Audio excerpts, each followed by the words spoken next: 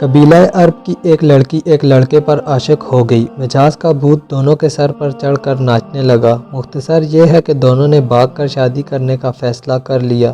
لڑکی نے کہا میرے پاس ایک تیز رفتار اونٹنی ہے، ہم رات کو ندی پار کر کے دوسرے شہر روانہ ہو جائیں گے۔ لڑکے نے بھی ہاں کی رضامندی کا اظہار کیا۔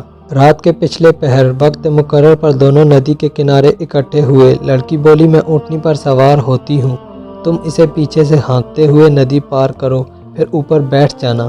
ندی پار کر کے لڑکے نے کہا مگر ایسا کیوں، میں بھی تمہارے ساتھ بیٹھ جاتا ہوں، ہانکنے کی کیا ضرورت ہے، خود بخود چل تو رہی ہے۔ لڑکی نے کہا اس کا باپ بھی ہمارا پالتو اونٹ تھا، اس کی عادت تھی، وہ بیچ ندی میں جا کر بیٹھ جاتا تھا، پانی دیکھ کر مست ہو جاتا اور مارنے پیٹنے پر بھی ڈھیٹ بنا رہتا۔ یہ اونٹنی بھی پانی میں جا کر بیٹھ جاتی ہے، عادت ہے اس کی بھی، تو اس لیے تم سے کہہ رہی ہوں کہ اس کو پیچھے سے ہانکتے ہوئے جانا، پھر نہیں بیٹھے گی اور ہمارا وقت بچ جائے گا، ہم صبح ہونے سے پہلے شہر سے دور نکل جائیں گے۔ لڑکے نے کچھ دیر لڑکی کے چہرے پر نظریں گاڑے رکھیں اور پھر ٹھنڈا سانس و سلم جیسے کوئی پختہ ارادہ کر چکا ہو اور بولا ہم بھاگ کر شادی نہیں کریں گے، مقدر ہوا تو نکاح ہو جائے گا، نہیں تو جو رب کی رضا، تم واپس اپنے گھر چلی جاؤ۔ لڑکی نے کہا مگر کیوں، اچانک کیا ہو گیا تمہیں؟ اس پر لڑکے نے کہا اس اونٹنی کے باپ کی خصلت اس میں منتقل ہو گئی تو کیا میری خصلتیں میری بیٹی میں اور آنے والی نسلوں میں منتقل نہیں ہوں گی؟ آج میں تمہارے ساتھ بھاگ رہا ہوں، کل میری بیٹی کسی اور کے ساتھ بھاگ جائے گی۔ یہ کہہ کر لڑکا واپس پلٹ گیا۔ دنیا مکافات عمل ہے، جیسا کرو گے ویسا بھرو گے۔